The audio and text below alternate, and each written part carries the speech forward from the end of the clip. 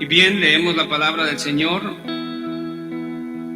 Mateo 13, 53 al 58. Esto nos da un salto del último sermón, en donde hablamos acerca de lo que Jesús le preguntaba a los discípulos con esa gran pregunta: ¿han entendido todas estas cosas? Y la respuesta.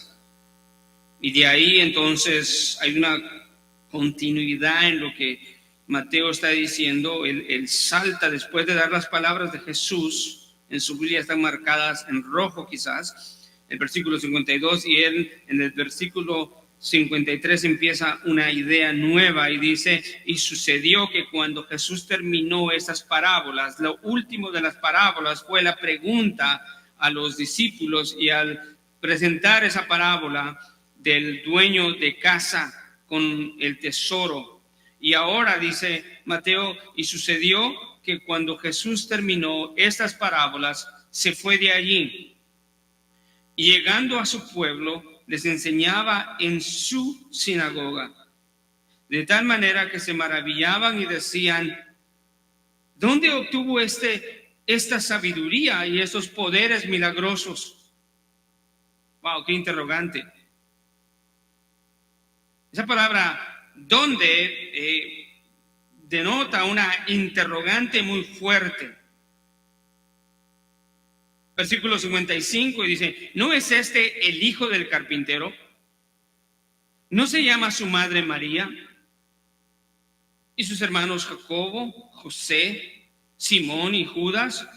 Wow, tenían un conocimiento de la familia de Jesús. Versículo 56 y dice: ¿no están todas sus hermanas con nosotros? Y la pregunta interrogante una vez más: ¿dónde pues obtuvo todas estas cosas? Y se escandalizaban a causa de él, a causa de Jesús. Pero Jesús les dijo: no hay profeta sin honra sino en su propia tierra y en su casa. Y el versículo 58 nos presenta con las palabras más tristes de este capítulo 13, en donde se dice: y no hizo muchos milagros allí a causa de la incredulidad de ellos. Ellos se escandalizaban a causa de Jesús, y a causa de su incredulidad Jesús no hizo más señales en medio de ellos. Gracias, Señor. A modo de introducción, quisiera contarles un poco acerca de un atleta afroamericano llamado Jesse Owens. Fue un atleta norteamericano que echó por tierra la teoría de la supremacía de la raza blanca que Alemania nazi de Adolfo Hitler sostenía, ganando 4 medallas de oro en las Olimpiadas de Berlín de 1936. Cuando Jesse Owens aterrizó en Berlín en agosto de 1936, ya era una celebridad en los Estados Unidos. Lo que consiguió en Estados Unidos en 1935 a través de una competición universitaria llamada la Big Ten Conference ha sido considerada como los 45 mejores minutos del deporte. Y es que en menos de 45 minutos Jesse batió 5 récords mundiales e igualó a otro. Uno de ellos, el de salto de longitud de 8 metros y 13 centímetros. Imagínense, qué salto. Se mantuvo en vigor ese récord por más de 25 años.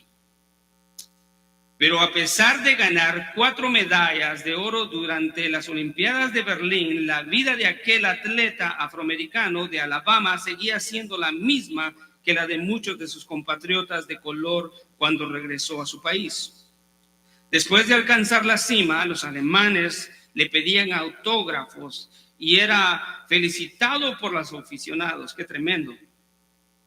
Jesse volvió a los Estados Unidos esperando un reconocimiento por parte de su gobierno que nunca llegó, mientras que en Alemania a Owens se le había permitido viajar y alojarse en los mismos hoteles que los atletas blancos. Al llegar a su país natal, el campeón fue menospreciado.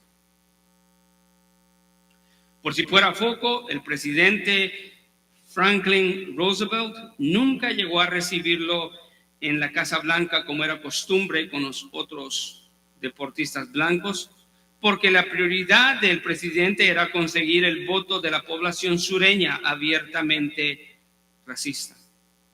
Ni siquiera le envió una felicitación por escrito tras el desfile de honor a los campeones que tuvo lugar en Nueva York. Jesse Owens no se le permitió entrar en el Hotel Waldorf en Astoria por la puerta principal. Él tuvo que llegar a la recepción del hotel montado en un montacargas. Finalmente llegaría el reconocimiento en un tributo tardío. En la década de los 1950, el presidente Dwight Eisenhower lo nombró embajador de buena voluntad de los Estados Unidos para el tercer mundo con un sueldo de $75,000. Jesse pudo crear su propia empresa, empezó a dar pláticas por todo Estados Unidos y contaba todas sus anécdotas acerca de sus logros. El 31 de marzo de 1980, a la edad de 66 años, murió siendo enterrado en el cementerio de Oak Woods en Chicago. A pesar de que el presidente Jimmy Carter nunca también le puso atención y lo ignoró, en el día de su muerte o después de su muerte, lo reconoció y le dio un tributo. Jesse Owens no era profeta en su propia tierra. Y la razón por la que él no era profeta en su propia tierra no era por sus méritos en el deporte, pues era un gran deportista, ¿verdad? O por no ser ciudadano estadounidense. Él era uno de los mejores deportistas de la época y era ciudadano americano, mas sin embargo, él no era tratado con la dignidad que merecía. Simple y sencillamente porque en la mente y el corazón de sus compatriotas, él no encajaba en la descripción o en el modelo perfecto de lo que ellos creían que debería de ser un atleta americano. En nuestro texto de hoy, eso es lo que Mateo nos describe. En este discurso, él dice que los compatriotas de Jesús no lo reconocían por lo que él era. No porque Jesús no tuviera méritos propios como Mesías, porque él ya había hecho muchas señales poderosas. El libro de Mateo nos narra todas sus señales portentosas y milagrosas. Entonces no era por méritos propios como Mesías, pues él hacía señales poderosas. La enseñanza de Jesús era poderosa, no era comparada a los rabinos o a la enseñanza de los rabinos y los maestros judíos. La razón que Jesús no fue reconocido por sus compatriotas en Israel, ni siquiera por la gente de su propio pueblo, Nazaret. Eso era porque en la mente de ellos, Jesús no encajaba en lo que ellos creían que un maestro de la ley debía de ser. Ni mucho menos encajaba en su mente lo que el Mesías debía de ser. Ellos pensaban de Jesús como un simple hombre de su pueblo, hijo de un carpintero, cuya familia ellos conocían muy bien. Para ellos era inimaginable que el Mesías saliera de un pueblo insignificante como Nazaret. Pero el problema venía que cuando ellos se enfrentaban a Jesús o estaban frente a Jesús y veían sus obras poderosas y veían la clase de enseñanza con autoridad, lo único que ellos hacían era consternarse, confundirse, se maravillaban. Era una mezcla de sentimientos y pensamientos al estar Jesús enfrente a ellos.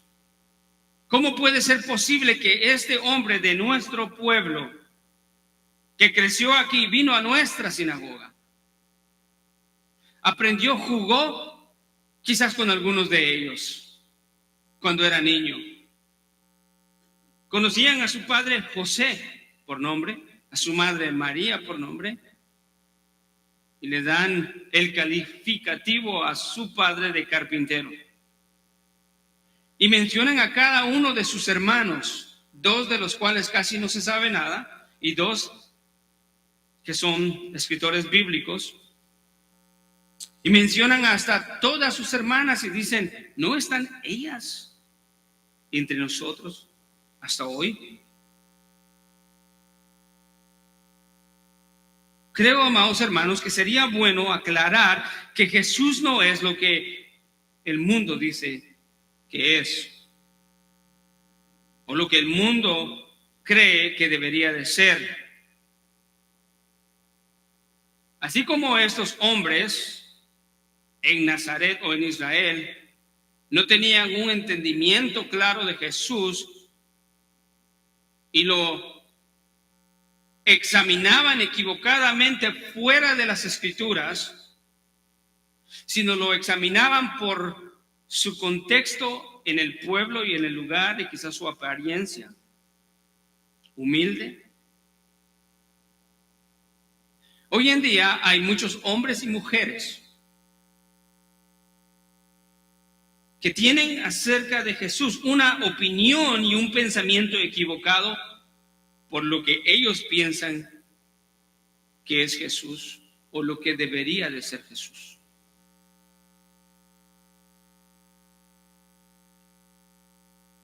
Eso se debe a muchas razones, se debe a la mala enseñanza o la acción de hacer algo real, como la persona de Jesús, en algo mitológico.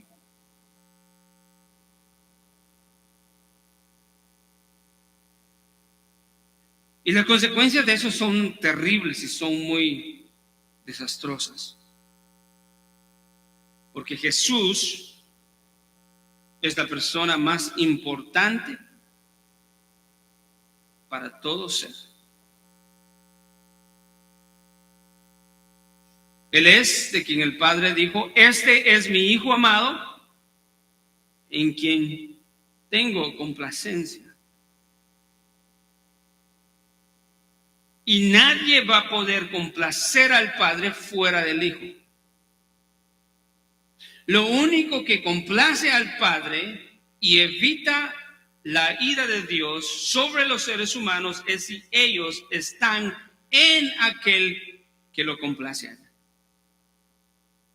Es suficiente.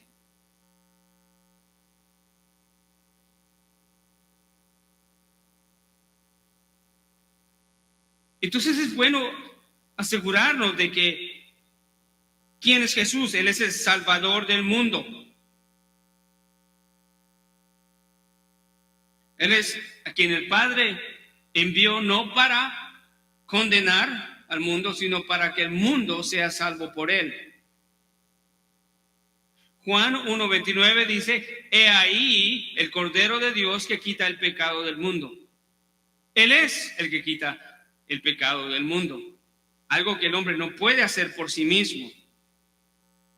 Entonces es importante que yo, en mi mente y en mi corazón y en mis pensamientos, tenga un concepto correcto de quién es Jesús. Porque si mi concepto de Jesús es un concepto bajo, estoy en peligro. Si para mí Él es nada más que una persona, que existió hace más de 2000 años y que fue muy influyente y que los hombres lo han levantado a su posición, pues voy a pensar de que no tiene ninguna implicación para mi vida eterna. Pero las menciones o alusiones a la palabra de Dios que les he dicho nos dicen que Él es Dios. Él vino a rescatar al mundo del pecado. Él es el Cordero de Dios que quita el pecado. Él es el camino, la verdad y la vida, y nadie llega al Padre si no es por Él. Él es el más importante. Lo más importante, amado amigo y hermano, esta mañana no es tu trabajo en tu vida. Tampoco son tus relaciones. Tampoco son tus actividades. Tampoco es la cuenta de banco. Tampoco es la casa.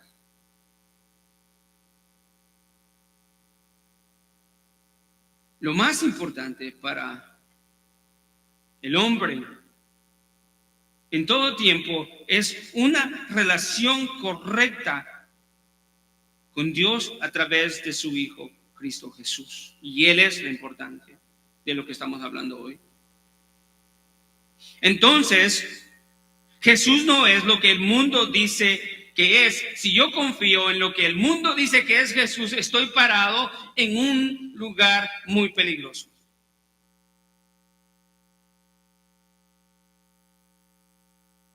El único que tiene derecho para decir quién es Jesús es Dios el Padre.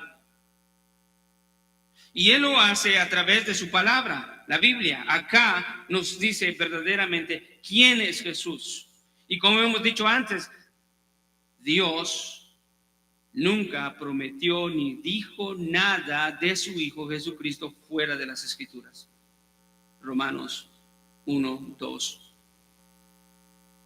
y 3. Capítulo 1, versículo 1 al 3.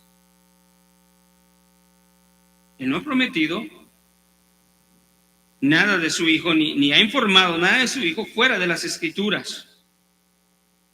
Él es el único que tiene derecho para decir quién es Jesús. Lo hace a través de su palabra. Jesús no es lo que el mundo dice que es. Jesús es quien la Escritura dice que es. Y quisiera hacer un paréntesis ahí a cada uno de ustedes, hermanos y amigos que están acá. Si eso es verdad, que la Biblia nos dice quién es Jesús verdaderamente, yo imploraría esta mañana que por favor no tengas una opinión y un pensamiento de Jesús que no sea de su palabra, porque si tú estás midiendo la persona de Jesús y las consecuencias eternas para tu vida basada en la cultura o en tus pensamientos o en una religión equivocada hecha por hombre, estás en un peligro.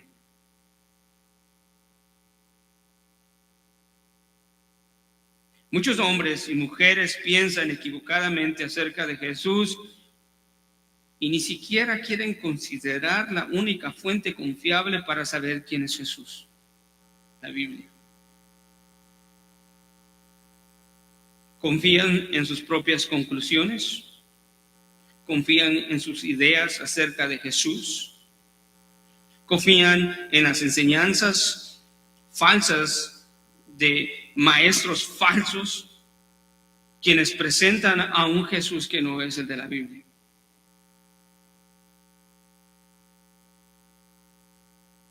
Creo que esa es una buena aclaración a modo de advertencia también para cada uno de nosotros. Si tú decides pensar de Jesús de una manera equivocada, estás poniendo en juego el destino de tu alma.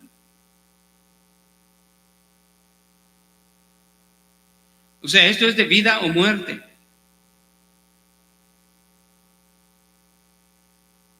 Es de estar en la presencia de Dios o estar condenado eternamente.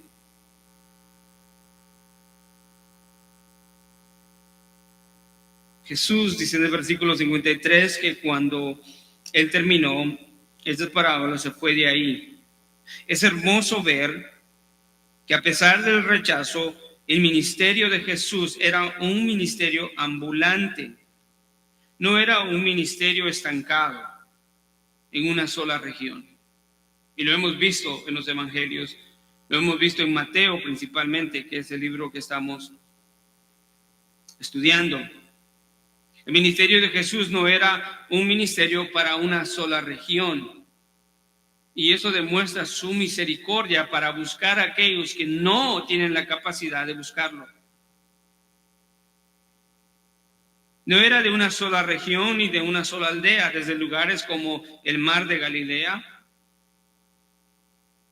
en donde poderosamente calmó la tormenta.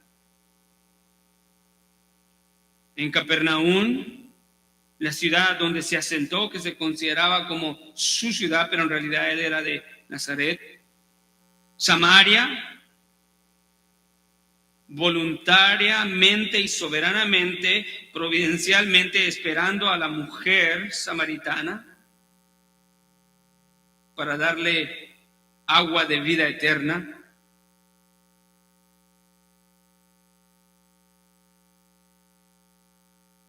Predicando en Corazín, Betsaida y trayendo juicio porque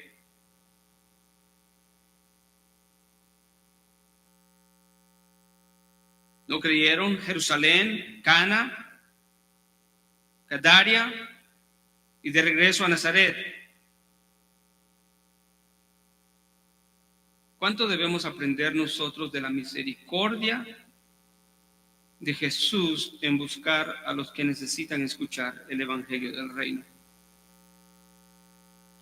Y podemos empezar definiendo claramente y bíblicamente quién es Jesús para nosotros.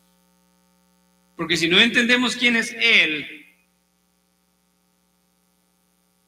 no vamos a poder comunicar el evangelio, dado que Él es la persona fundamental en el evangelio. Sin Él no hay evangelio.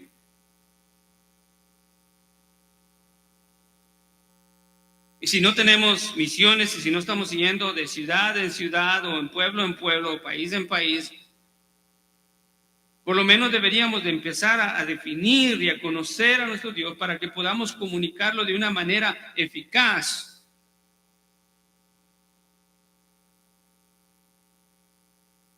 Orando para que el Espíritu Santo convenza de pecados a todos aquellos que escuchan el mensaje del evangelio. Hermano, no es tu responsabilidad si lo rechazan. Tu responsabilidad es predicar. Tu responsabilidad es presentar y abrir la boca para proclamar el evangelio desesperadamente, como veíamos en los mensajes del reino, porque viene el día del juicio, donde será el llanto, el dolor y el crujir de dientes.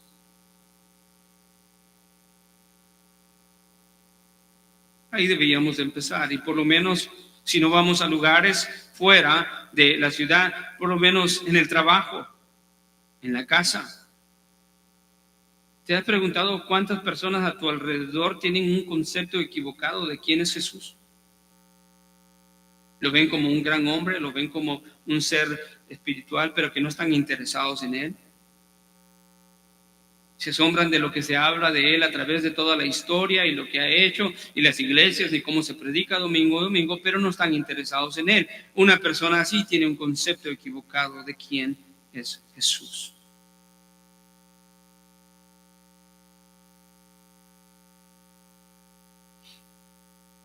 Quizás nosotros no salimos afuera, pero en donde estamos podemos hacer nuestro papel como creyentes para ser instrumentos en las manos de Jesús que la gente tenga la mejor oportunidad para conocer el Evangelio. Jesús, estando en Capernaum, había estado en constante conflicto con los judíos, quienes lo rechazaron fuertemente. Ustedes recordarán, el libro de Mateo se divide en 5 partes, 5 grandes partes: el Sermón del Monte, luego los milagros de Jesús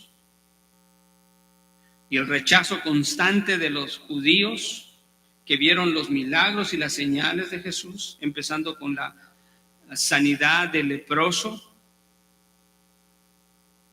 y terminando en aquella sinagoga curándole el brazo a aquel hombre de la mano seca, en donde los judíos determinan matarle por las señales que él hacía. Esa es la segunda parte del libro de Mateo. Luego está la tercera gran parte, que son las parábolas del reino, quizás la más corta, en donde Jesucristo viene a corregir los pensamientos equivocados de los judíos y de los discípulos acerca de cómo debía de ser el reino, o lo que el reino debería de ser.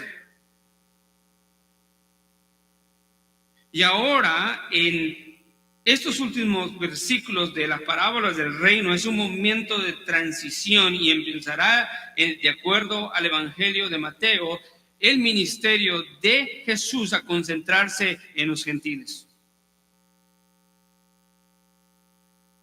Pero antes de hacer eso, su ministerio, dado que no era un ministerio estático, sino ambulante, debido a su misericordia, estando en Capernaum, en el conflicto constante con los judíos, en la sinagoga, en donde hicieron la blasfemia en contra del Espíritu Santo, en donde fuertemente lo antagonizaban hasta el punto de quererlo matar, decide enseñar después de eso en parábolas, explicar los misterios,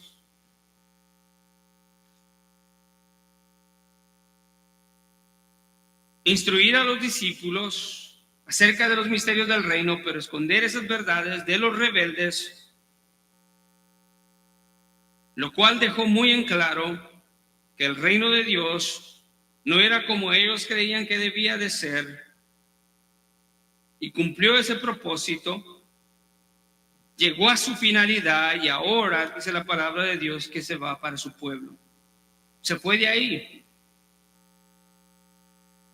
El pueblo de Jesús era Nazaret, y al llegar nos dice Mateo que no perdió el tiempo.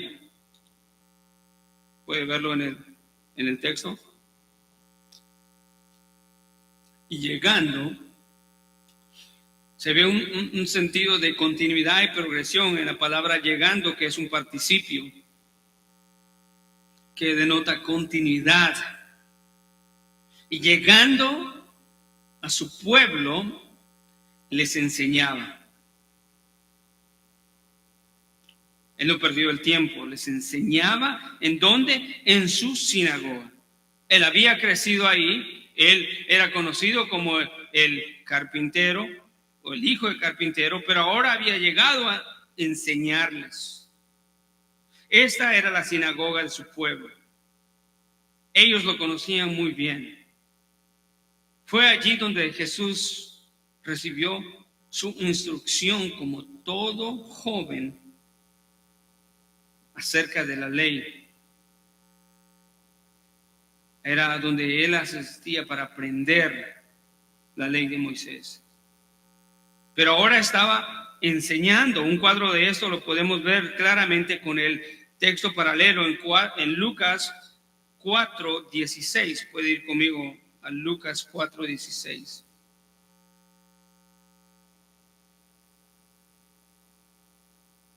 Y ahí vemos unos aspectos muy importantes de lo que estamos hablando hoy. Versículo 16 dice: llegó a Nazaret, donde se había criado. El Evangelio de Lucas nos dice que ese fue el lugar donde él creció.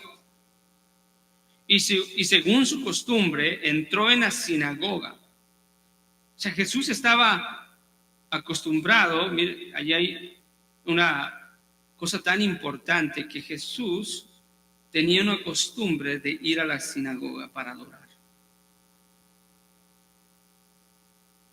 tenía su lugar de adoración. Qué gran ejemplo también para muchos de sus seguidores, como nosotros, que debemos de tener nuestro lugar de adoración. Así como él tenía su sinagoga, sus seguidores deben tener su iglesia donde adoran. Y aquí dice que era según su costumbre. Entró a la sinagoga el día de reposo y se levantó a leer. Le dieron el libro del profeta Isaías y abriendo el libro halló el lugar donde estaba escrito: el Espíritu del Señor está sobre mí porque me ha ungido para anunciar el evangelio a los pobres. Imagínense predicándole esto a los hombres de su pueblo, que lo vieron crecer. El Espíritu del Señor está sobre mí porque me ha ungido para anunciar el evangelio a los pobres. Me ha enviado para proclamar libertad a los cautivos y la recuperación de vista a los ciegos, para poner en libertad a los oprimidos, para proclamar el año favorable del Señor. Versículo 20, cerrando el libro, lo devolvió al asistente, que había uno en cada sinagoga, y se sentó, y los ojos de todos en la sinagoga estaban fijos en él. Imagínense. Esto era lo que los confundía. Ellos tenían una opinión y una idea equivocada acerca de Jesús. Después de que termina de leer, Lucas nos dice que se sentó y todos los ojos de los hombres en la sinagoga estaban fijados en él, asombrados, quizás mudos, no podían articular pensamientos, nada era coherente para ellos. Pero el versículo 20, escuche lo que les dice, y comenzó a decirles: hoy se ha cumplido esta escritura que habéis oído. Wow, qué gran reclamo, ¿no?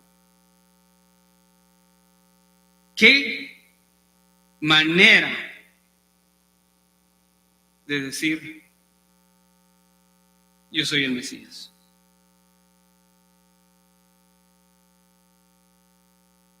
Pero vea la reacción de los judíos en la sinagoga, y todos hablaban bien de él y se maravillaban, lo mismo que nuestro texto en Mateo, se maravillaban de las palabras llenas de gracia que salían de su boca.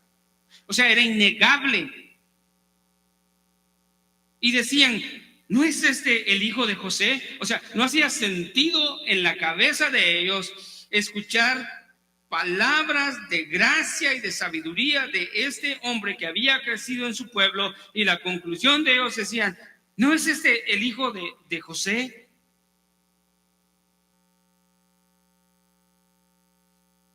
Entonces él les dijo, sin duda, sabiendo el corazón de ellos, escuché lo que estaban diciendo: sin duda me citaréis este refrán médico, cúrate a ti mismo.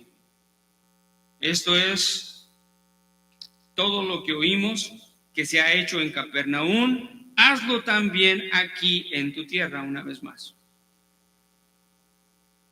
en lugar de caer arrodillados como aquel principal de la sinagoga cuando murió su hija, que adoró a Jesús siendo un principal de la sinagoga.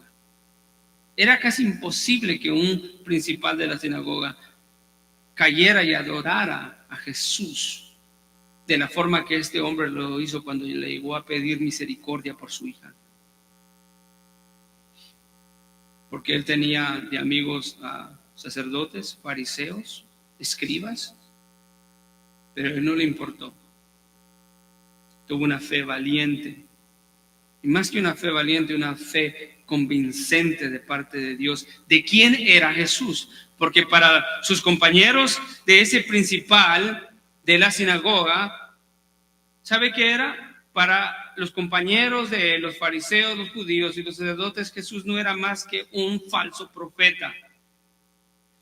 Y más sin embargo, el principal de la sinagoga rompió todas esas barreras y fue y miró a Jesús por lo que él era. Y Jesús obró. Ahora estos hombres aquí están también, igual que los líderes judíos en Mateo 12, pidiéndole una señal. Sabían lo que Jesús había hecho, los milagros, las señales. Lo que has hecho en Capernaum, hazlo también aquí en tu tierra.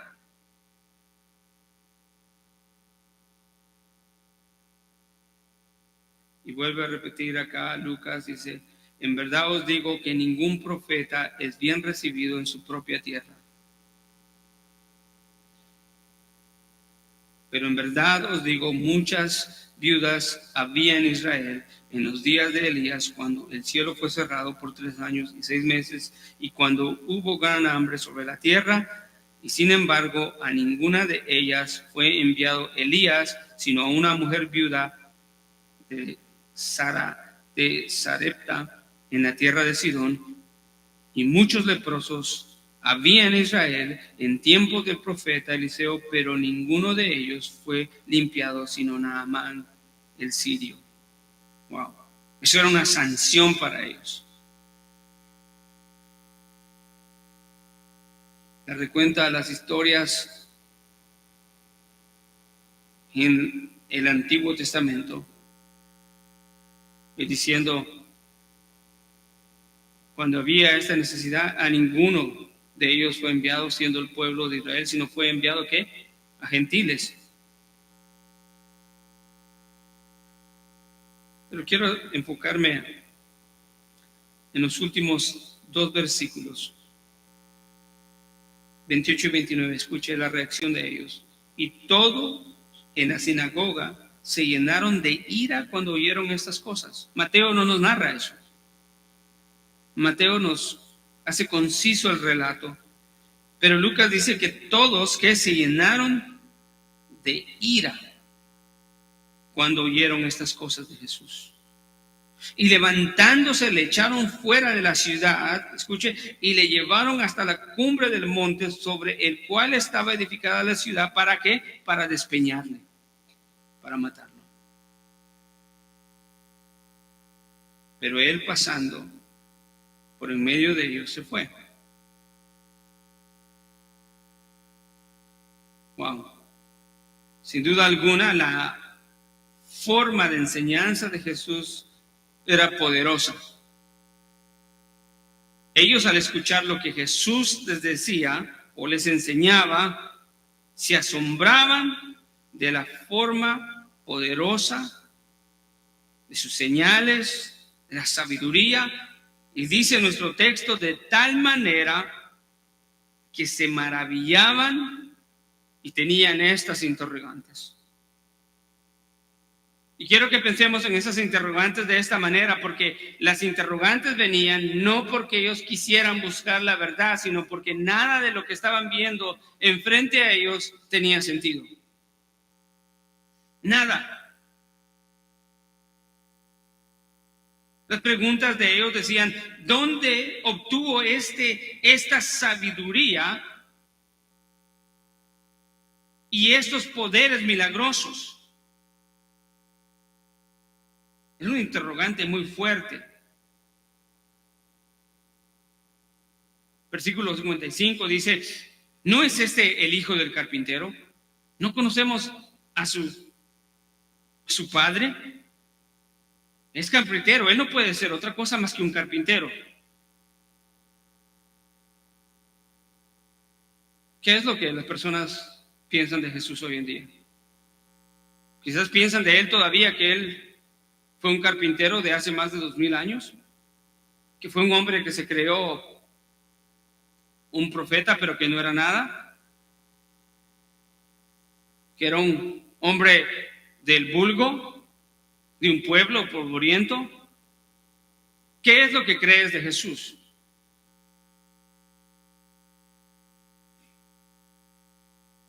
Estos hombres creían de Jesús de acuerdo a lo que ellos veían en su contexto.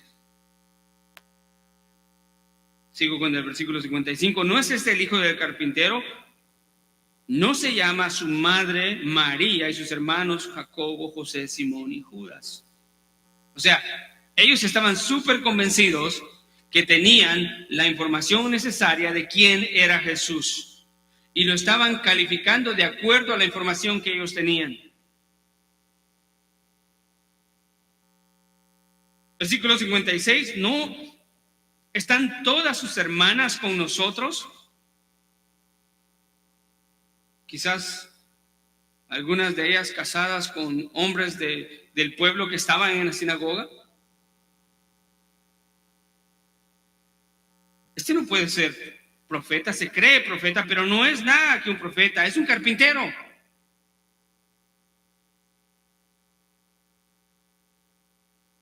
De nuestro pueblo.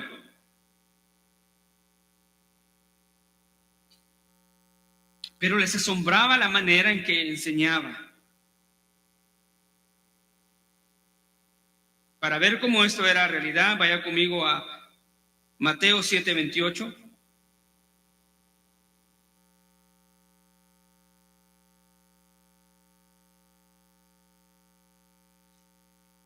Aquí es donde termina el Sermón del Monte, Mateo 7:28. Tengamos en visión el Sermón del Monte, ¿verdad? Las bienaventuranzas, las palabras de Jesús no ha venido a quebrantar la ley, sino a cumplir la ley. Y es decir, la justicia verdadera no es la justicia de los hipócritas religiosos, sino la justicia del reino. Cuidaos de hacer vuestra propia justicia. Terminando todas esas instrucciones, hablando de los tesoros, o donde está el corazón del hombre, ahí está su tesoro.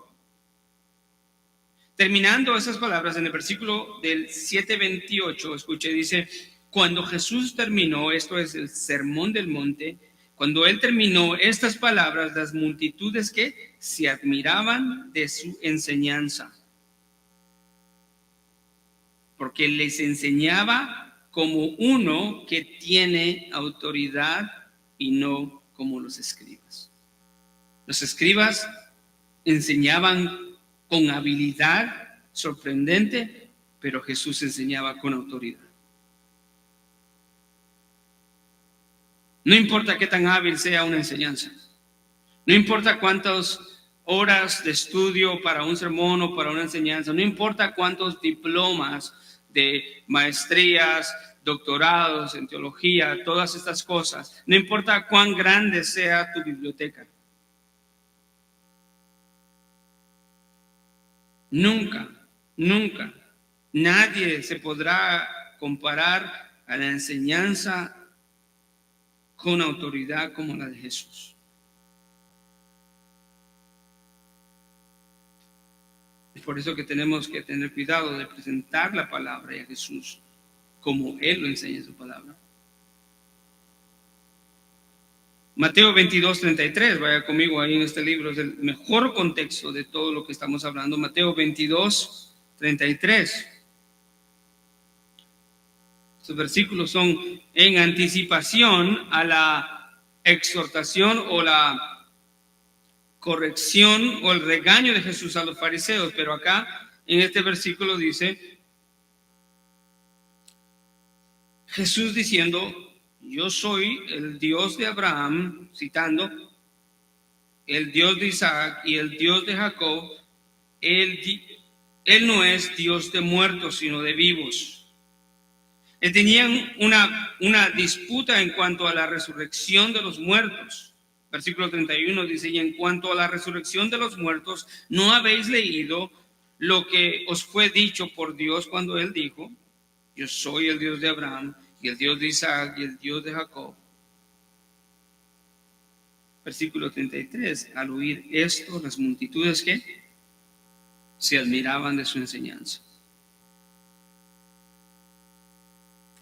el versículo en donde estábamos, en Lucas, que leímos. Vamos a ir a leer el último versículo que fue que no lo leímos, 4:32.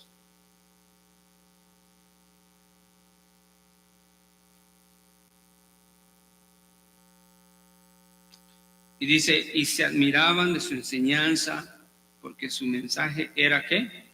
Con autoridad. Todo esto causaba en ellos una confusión.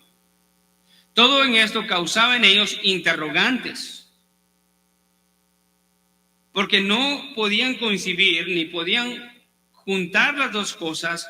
¿Cómo es posible ver estas señales poderosas, esta sabiduría con autoridad, enseñanza con autoridad, pero unirlas con este hombre de pueblo, joven, quienes conocemos quizás su familia con dignidad, su padre carpintero?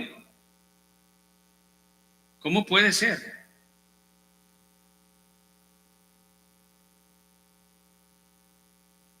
Un comentario de antecedentes del Nuevo Testamento dice lo siguiente: en el mundo del primer siglo, la gente creía que Dios predestinaba la ocupación de las personas. Por ejemplo, en términos judíos, se suponía que los reyes provenían de la tribu de Judá y los sacerdotes nacían de los levitas. Tales cosas fueron preestablecidas por Dios de Israel. De manera similar, si un hombre nacía de un carpintero, el pueblo judío infería que Dios quería que él fuera carpintero. No había necesidad de escuelas de oficios, ya que un carpintero enseñaría a su hijo el oficio que Dios le había dado. Solo se puede dar lo que se ha dado, según en la mente de ellos. Afirmar algo más sería pretencioso. Y según en ese tiempo, alguien que quisiera salirse de su carrera predestinada por Dios no tenía más que el objetivo de desafiar el plan de Dios, pensando que era algo o una persona especial. Y cuando sucedía eso, la gente, la familia y todos los demás ancianos del pueblo lo ponían al tal rebelde en su lugar, recordándole su posición en la sociedad. Tenían mucha razón en cuanto a la soberanía de Dios y la predestinación.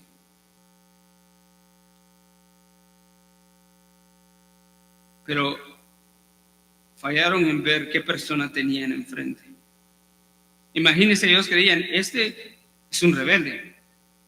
Si su padre es un carpintero, él tiene que ser carpintero y nada más. ¿Qué se cree? ¿Se cree que es profeta?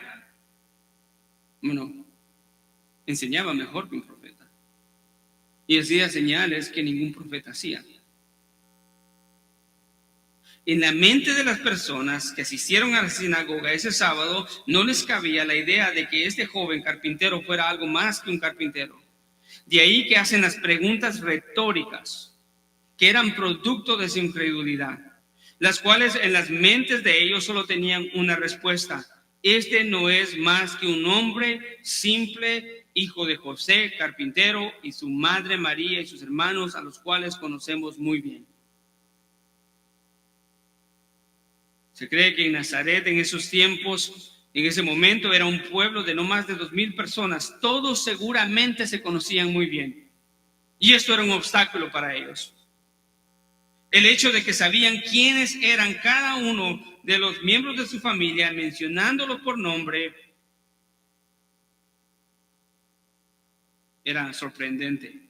¿Sabe para qué hacían eso ellos? Porque era que mencionaron al padre, la madre y los hermanos, porque ellos querían enfatizar que ellos no podían creer otra cosa de la que ellos pensaban y conocían acerca de Jesús. Sabemos quién es Él. Tenemos su historial, tenemos su lugar de nacimiento, tenemos quién es su padre y su profesión, y no es profeta. No es el Mesías. Se maravillaban al tratar de hacer sentido de cómo era posible que Jesús hiciera todo esto. Hermanos y amigos, notemos que el problema de estos hombres era el siguiente. Ellos no estaban dudando las obras de Jesús. No. De hecho, ellos declaran que esas obras que eran obras de sabiduría y poderes milagrosos. ¿Sí lo ven? Lo puede leer conmigo si quiere. Versículo 54. Ellos decían, ¿dónde obtuvo esta sabiduría y estos poderes milagrosos? O sea, ellos no estaban cuestionando las obras ni el conocimiento de Jesús. Lo que ellos estaban dudando y cuestionando era la persona de Jesús. Y ese es el error más grande de todo hombre y mujer.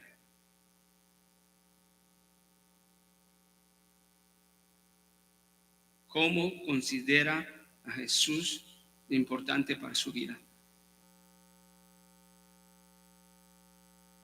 Samuel Pérez Míos dice lo siguiente: se quedaban atónitos de esto, generaba admiración todos cuantos oían su doctrina. Probablemente entre las gentes asistentes a los servicios sabáticos estaban escribas, fariseos, y cuestionaban no tanto la enseñanza, por cuanto era evidente que se expresaba con una sabiduría superior a la de cualquier otro maestro de Israel, sino cuestionaban de dónde.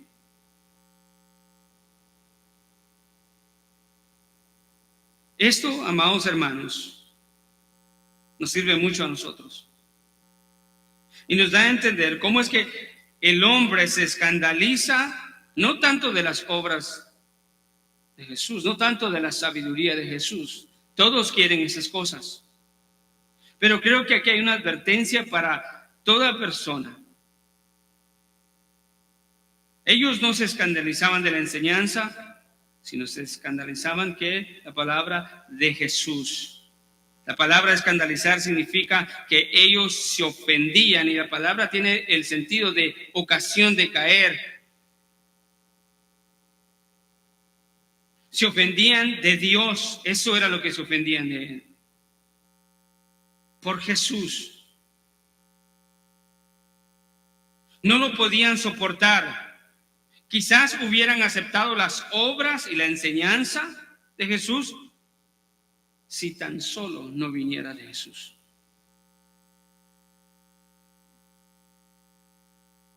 Hermano y amigo, creo que este es un deseo mío, pero un deseo y una advertencia de la palabra del Señor. Si nosotros vemos a Jesús de esa manera, tenemos que entender que eso no funciona ni es aprobado por Dios. Pues el corazón del evangelio mismo es la persona de Jesús.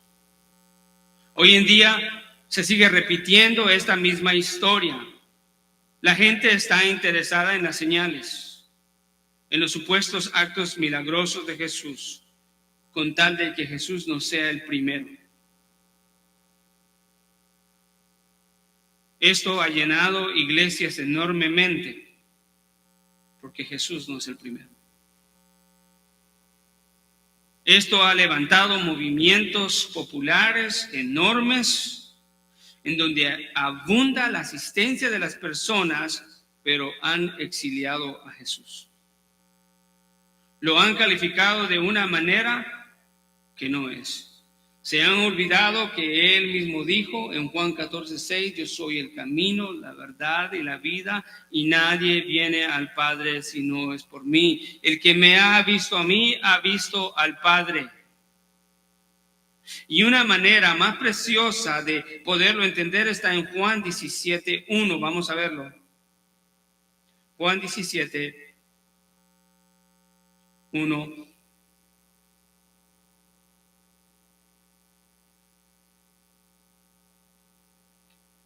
Todos quieren los beneficios, las señales, supuestas señales de Jesús, pero no quieren a Jesús.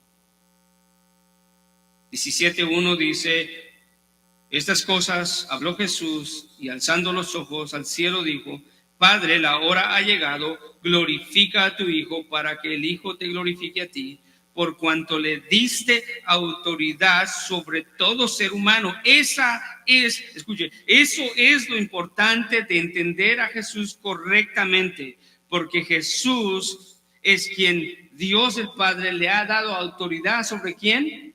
¿Sobre alguno? Sobre todo ser humano. No importa si tú crees o no crees, no importa si tú te sometes a Cristo en fe y en arrepentimiento o no, Él tiene derechos sobre ti y te dará la entrada al Padre para el gozo eterno o te dará la condenación eterna.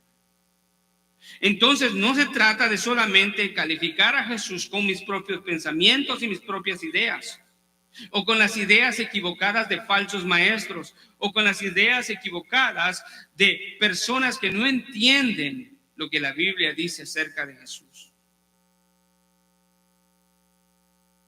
A Él se le ha dado autoridad sobre todo ser humano. ¿Para qué? Con un propósito.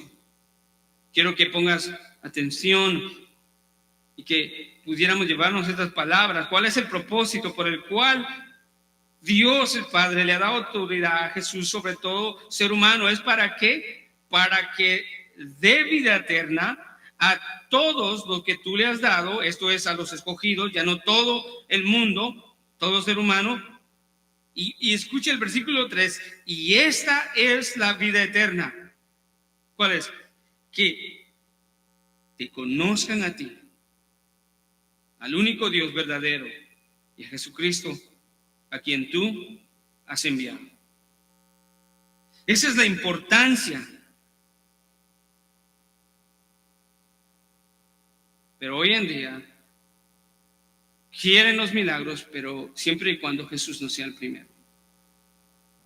Quieren asistir a la iglesia domingo a domingo, pero sin ningún compromiso al que verdaderamente importa y que tiene la autoridad sobre todo. Esto le pasaba a estos hombres que juzgaban equivocadamente a Jesús y se sigue repitiendo en iglesias. Esto no es novedoso, es la antigua rebelión del hombre en contra de Dios, solo que es en nuestros días.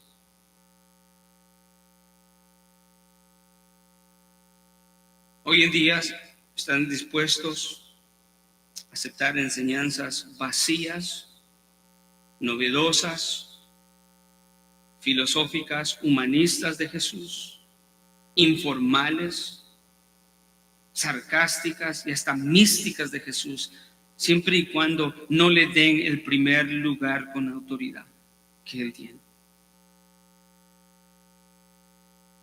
Y si es posible, que ni se le mencione en el mensaje.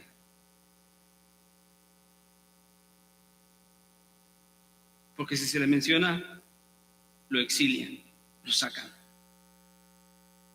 Efectivamente, hay muchas iglesias hoy en día que han sacado el evangelio, han sacado a Jesús de la predicación. Sus mensajes están llenos de motivación, de engaño, de astucia, de filosofía, humanismo. Y han exiliado a Jesús. Y la consecuencia de eso será terrible. Han sido efectivos el día de hoy lograr esto. MacArthur dice: a menos que alguien esté dispuesto a permitir que la verdad de Dios le are el suelo duro de su corazón y a confesar y abandonar su pecado, se ofenderá del evangelio, a menos que una persona enfrente su pecado en penitencia. La verdad del evangelio le es oculta y la bendición del evangelio está perdida para tal individuo. ¿Cómo termina este texto? Termina con juicio. Versículo 57, enfocándome al final. Ellos tropezaron en Jesús a causa de Él, no por su enseñanza, no por los milagros, sino a causa de Él. Pero Jesús les dice: no hay profeta sin honra, sino en su propia tierra y en su casa. Se espera que si alguien es bien recibido, es en su casa o en su tierra. Jesse Owens no fue profeta en su propia tierra porque no encajó. Jesús no encajó en su pueblo porque no eran lo que ellos esperaban que él debía de ser. A los suyos vino y los suyos no le recibieron. Más a los que le recibieron les dio el poder o la potestad de ser hechos hijos de Dios. Y ese es el punto, que una vez que reconocemos por la gracia de Dios quién es Él y nos arrepentimos, a menos de, como dice MacArthur, que estemos dispuestos a confesar y a enfrentar nuestro pecado, el Evangelio y Cristo está nublado a nuestros ojos. Estos hombres, el versículo 58 está la frase más triste del capítulo 13, y dice que Jesús no hizo muchos milagros allí a causa de la incredulidad de ellos, la falta de fe.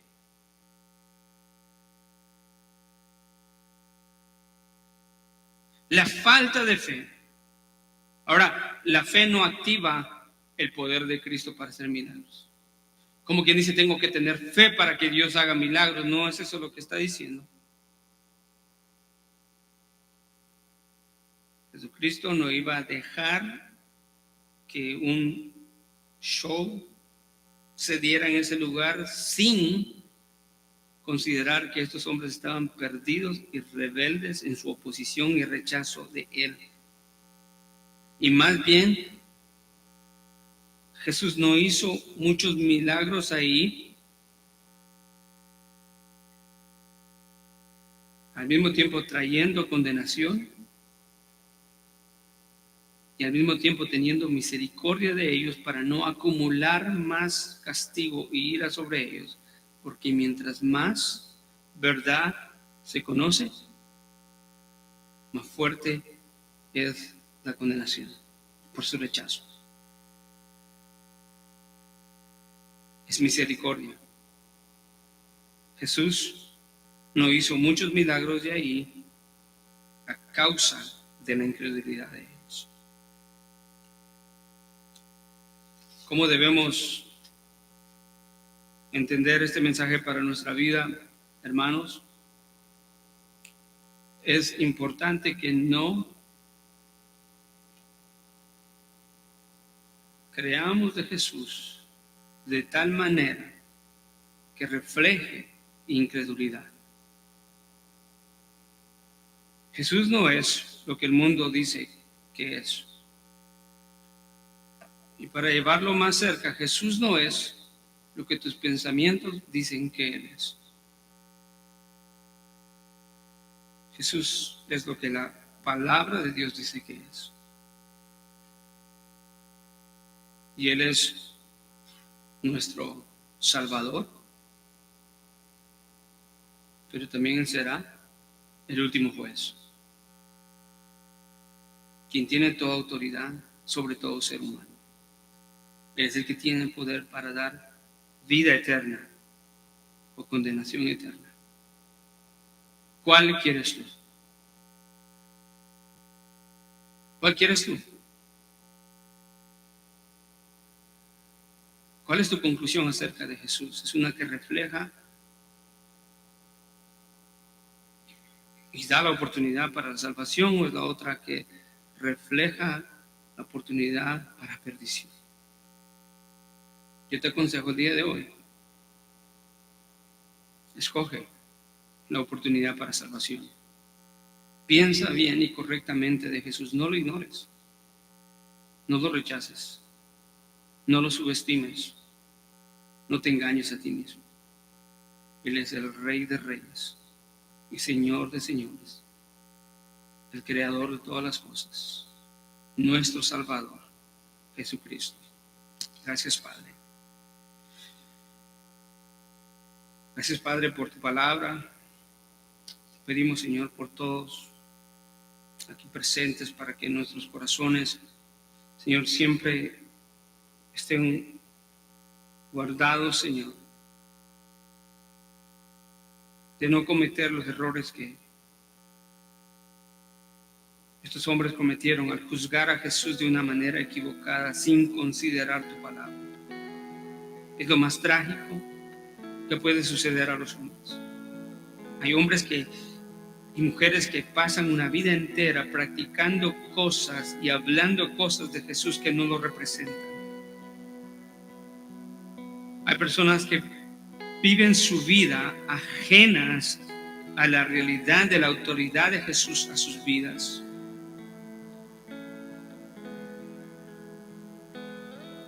Porque llegará el día, Señor, en cuando toda rodilla se doblará delante de ti. Para algunos será un regocijo, pero para otros será el terror. Los que no quisieron doblar su rodilla hoy, en ese día la doblarán. No habrá ninguna sola rodilla que no se doble. Gracias, Padre, por tu palabra, gracias por tu misericordia, gracias por tu Hijo amado en nosotros.